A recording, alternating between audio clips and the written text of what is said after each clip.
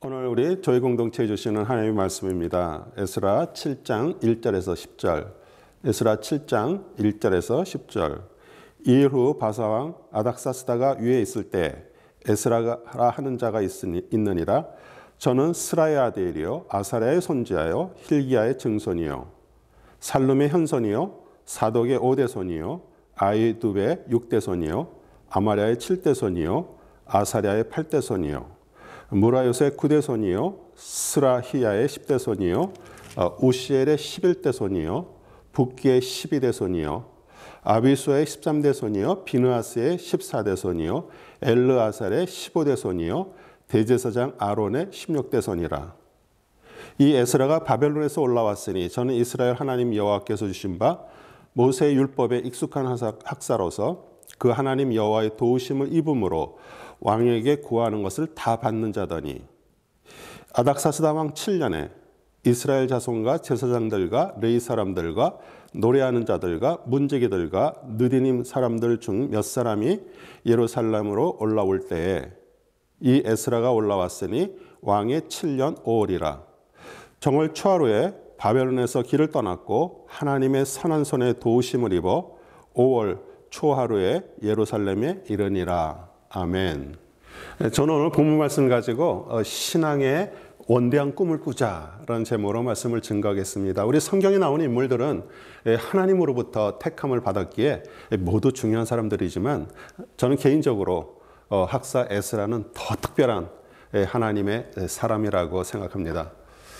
우리 창세기로부터 시작된 그 하나님의 그 인간 역사는 그 하나님의 뜻을 방해하려는 그 세력과 정말 수많은 싸움을 통해 좌절되는 순간도 있었지만 어느 특별한 시점에 하나님께서 택한 그 한 사람으로 인해서 다시 살아나면서 이 하나님의 그 인간 역사의 그 물줄기는 도도하게 흘러갔습니다. 하나님의 그 선택한 민족 이스라엘이 그 세상 나라와 혼합돼서 망하기 정말 일보 직전에 그 바벨론이라는 나라의 그 침략을 받게 해서 우상처럼 섬기던 그 성전까지 깡그리 무너뜨리고요, 또 불태워버리고요, 성전에서 제사드리던 기구들까지 이 바벨론으로 보냈습니다.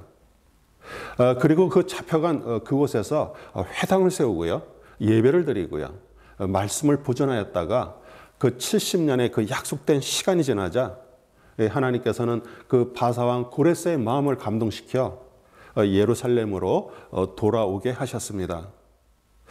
그들은 육신의 몸은 돌아왔지만 중요한 그 하나님의 그 신앙을 세우기 위해서 그 하나님의 특별한 사람이 필요했고요. 오늘 하나님은 그 모세의 형이며 최초의 그 대제사장인 그 아론의 그 16대 손자 에스라를 준비하셨습니다. 그 아닥사스다 왕의 그 조서에 그 에스라를 이렇게 표현합니다. 7장 11절 전반절에 여호와의 계명의 말씀과 이스라엘에게 주신 율례의 학사인 학사 겸 제사장 에스라에게. 지금 우리는요, 우리 나 하나 신앙 유지하기도 정말 벅찬 그런 악한 시대에 살고 있지만 여러분이 그 하나님 앞에서 그 참된 신앙을 유지하고요, 정말 최선의 삶을 살면서 그 여러분의 자녀와 또 자녀들의 그 자녀 중에 정말 영적으로 망해가는 이 미국을 살리는 그런 신앙의 그 원대한 꿈을 꾸시기를 바랍니다. 1절에서 5절까지는 그 에스라의 그 조상이 누구였는지를 말해주고요, 우리 하나님의 그 첫 번째 대제사장 그 아론의 16대 손자임을 밝히고 있습니다. 아론에게 4 아들이 있었는데요, 그 나답과 아비후는 그 하나님이 지정하신 불로 제단 불을 붙여야 하는데 다른 불을 들임으로 인해서 그 불에 타 죽었습니다. 레위기 10장 1절 2절 그 아론의 아들 나답과 아비후가 각기 장로를 가져다가 여호와께서 명령하시지 아니하신 다른 불을 담아 여호와 앞에 분향하였더니 불이 여호와 앞에서 나와 그들을 삼키매 그들이 여호와 앞에서 죽은지라. 이제 그래서 그 아론의 셋째 아들인 그 에스라의 그 15대 조상 그 엘레아살이 대제사장직을 수행하게 되었습니다. 이스라엘이 광야에서 그 발람 선지자의 그 영향으로 그 모압 여인들과 음행을 하는 사건이 생겼고요. 백성들이 그 보는 앞에서 모압 여인을 데리고 자신의 그 장막 안으로 들어가는 그 남자를 보자 그 하나님의 분노가 그 엘르에살의 아들 그 14대 조상 그 비느하스에게 임했습니다.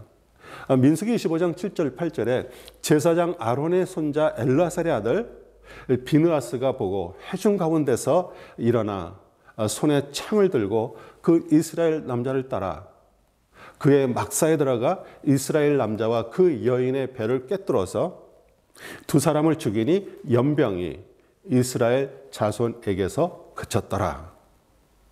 만약 여러분이 그 하나님의 말씀에 순종하고 지킬 때 정말 자손 천대까지 그 언약을 지키심을 믿으시기 바랍니다. 우리 신명기 7장 9절에 그런즉 너는 알라 오직 내 하나님 여호와는 하나님이시요 신실하신 하나님이시라.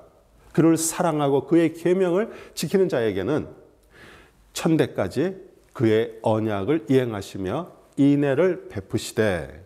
아멘.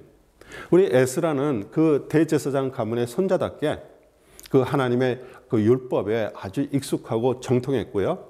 그 하나님의 도우심으로 왕께 구한 것을 모두 받는 자였습니다. 오늘 6절에 이 에스라가 바벨론에서 올라왔으니 저는 이스라엘 하나님 여호와께서 주신 바 그 모세의 율법에 익숙한 학사로서 그 하나님 여호와의 도우심을 입음으로 왕에게 구하는 것을 다 받는 자더니. 이 사람은 혼자의 힘으로 살 수 없기에 가족이나 그 사회 공동체에 속해 있어서 도움을 받기도 하고요, 도움을 주기도 하지만 우리 인간의 힘으로 도와줄 수 있는 것은 사실 한계가 있습니다. 에스라는 여호와 하나님의 도우심으로 왕께 구하는 것을 다 받는 자라고 성경은 말하고 있습니다. 도움은 그 인간인 왕이 주지만 근본적으로 하나님께서 왕의 마음에 도움을 줄 수 있는 그 마음을 넣어 주셔야 그것을 할 수 있습니다.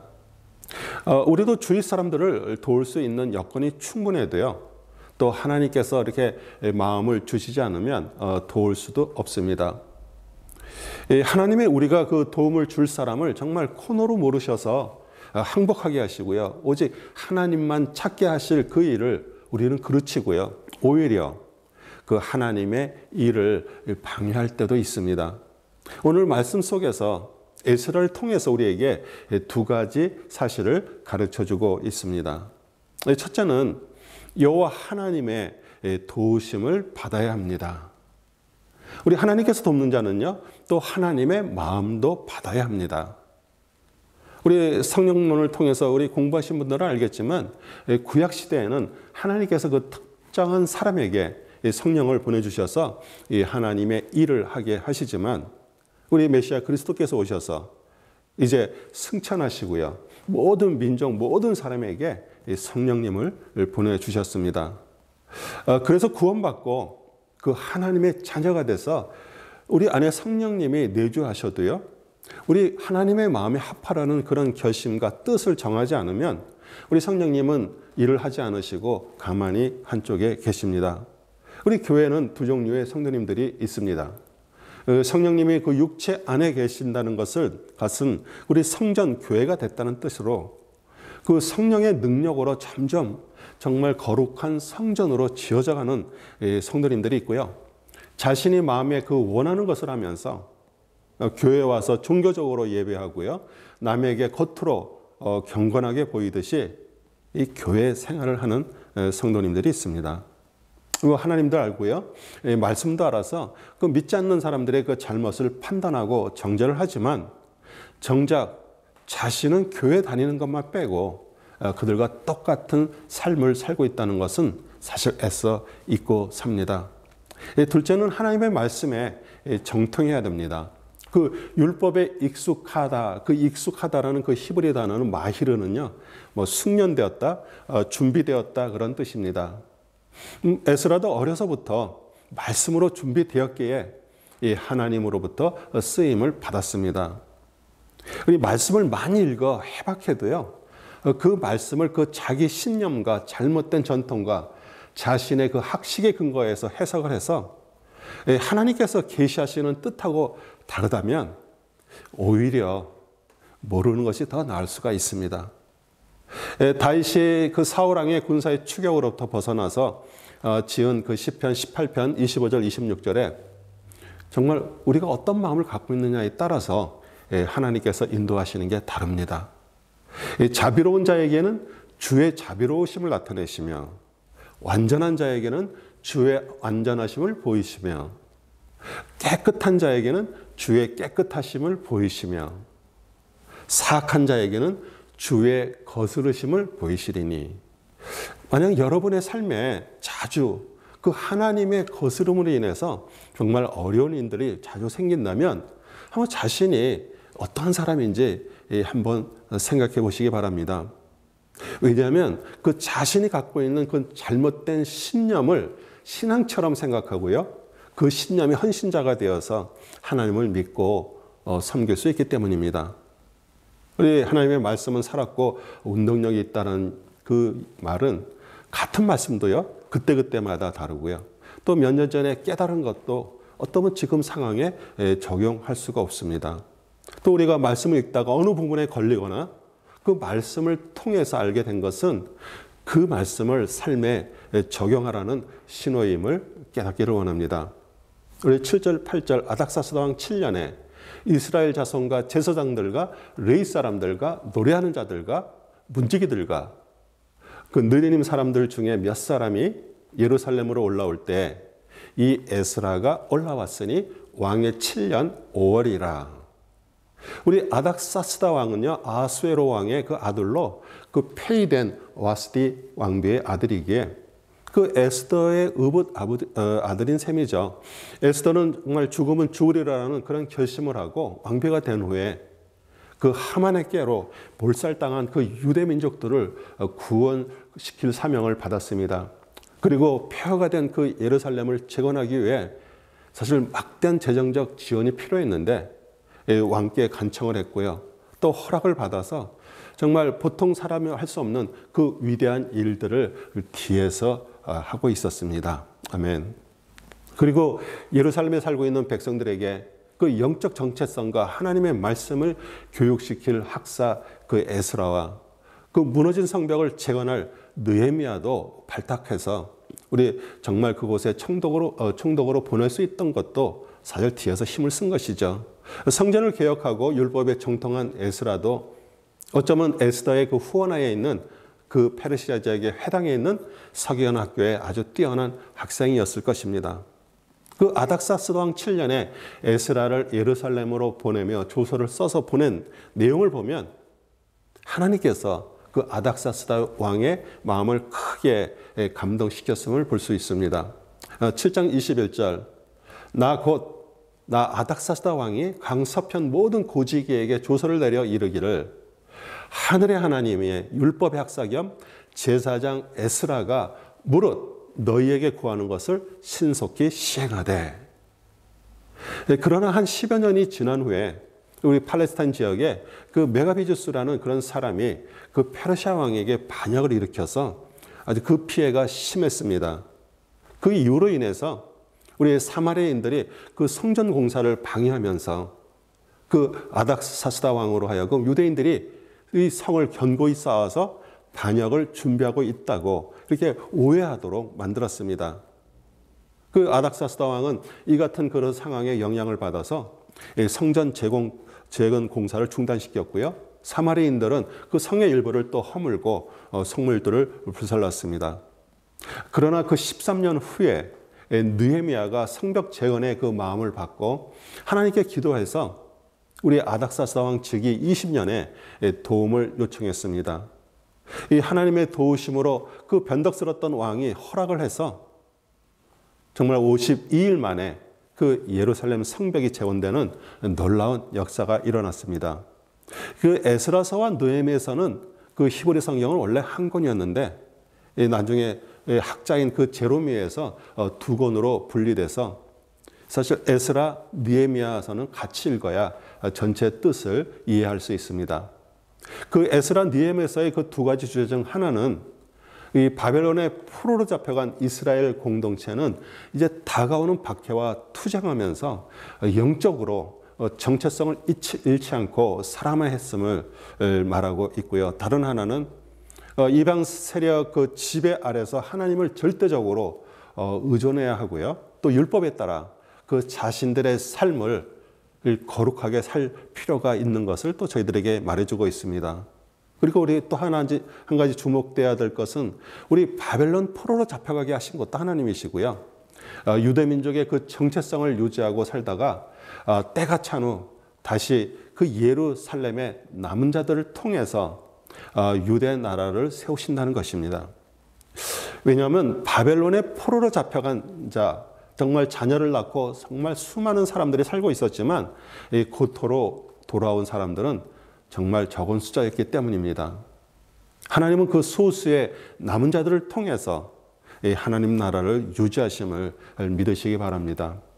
9절, 정월 추하루에 바벨론에서 길을 떠났고 하나님의 선한 손에 도우심을 입어 5월 초하루에 예루살렘에 이르느니라.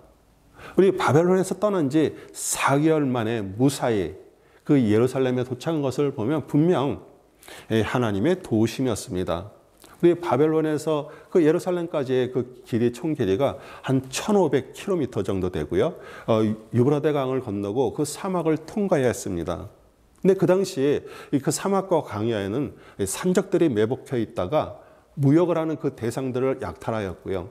또 이방 민족들이 흩어져 살고 있어서 항상 그 위험이 도사리고 있어 그 군사들의 도움이 없다면 불가능했습니다. 우리 에스라 다음으로 3차 포로 귀환을 인도했던 그 느헤미야는 그 아닥사스다 왕에게 군대의 도움을 요청했습니다.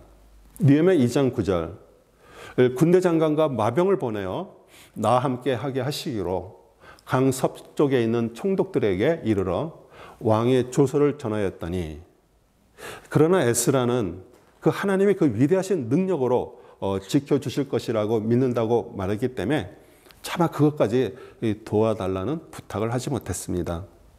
에스라 8장 22절, 왕에게는 우리가 이미 하나님을 찾는 사람은 하나님이 잘 되도록 보살펴 주시지만 하나님을 저버리는 자는 하나님의 큰 노염을 피하지 못한다고 말한 바가 있어서 우리가 돌아가는 길에 그 원수들을 만나게 될지도 모르니 우리 보병과 기병을 내어달라는 말을 부끄러워서 차마 할 수 없었다, 이렇게 말합니다. 그 대신 하나님께서 정말 그 예루살렘으로 가는 그 도중에 그 아강에서 금식을 선포하고 기도를 하게 하셨습니다. 이게 바로 그 전절 8장 21절, 그거 아하와 강가에서 나는 모든 자에게 금식하라고 선언하였다. 우리는 하나님 앞에서 우리와 우리 자식들 모두가 재산을 가지고 안전하게 돌아갈 수 있도록 하나님이 보살펴 주시기를 엎드려서 빌었다. 우리 포로를 귀환해서 예루살렘으로 가서 살아가야 될 그 백성들에게는 사실 그 대적들의 방해가 아주 그것을 극복하려면 담대한 하나님의 신앙이 필요했기에 또 그 선하신 하나님의 손길로 무사히 도착할 수 있음을 또 경험하게 하셨습니다. 한번 여러분도 오늘 여기까지 인도하신 그 하나님에 대해서 생각해 보는 시간을 가져보시기 바랍니다. 여러분의 지혜와 힘과 그 사람의 도우심으로 살아왔다고 생각해도요, 사실 보이지 않는 곳에서 그 하나님의 선한 손길이 있었음을 인정하시기 바랍니다. 신앙이 어릴 때는요, 하나님께 우리의 필요를 간구하는 기도를 많이 하지만 사실 그것은 일시적인 것입니다. 하나님께 간구했던 것이 우리에게 또 주어졌고요, 또 사실 그것들은 다 지나갔습니다. 저는 간구하는 기도가 잘못됐다고 말하는 것이 아니라 그것은 영원하지 않다는 것을 말하는 것이고요. 사실 주님이 우리에게 원하시는 것은 우리의 필요의 그 간구의 그 기도 시간을 통해서 주님의 자체에 대해서 더 알기를 기뻐하십니다. 특별히 자녀들이 장성해서 부모의 영향력에서 벗어나 그 하나님을 떠나서 그 세상의 시류에 따라 살고 있는 것을 보며 정말 안타까워 기도하는 부모님들이 많이 있습니다. 오늘 제목처럼 그 신앙의 원대한 꿈은 우리 자녀들입니다. 우리는 자녀들을 위해서 기도를 계속하면서 먼저 자신의 삶을 말씀으로 고치시기 바랍니다. 전혀 변할 것 같지 않던 부모님들이 변한 것을 보면 우리 자녀들도 다시 한번 하나님을 믿어야 한다는 그런 신앙에 대해서 생각할 수 있기 때문입니다. 아멘이시죠? 우리 10절, 에스라가 여호와의 율법을 연구하여 준행하며 율례와 규례를 이스라엘에게 가르치기로 결심하였더라.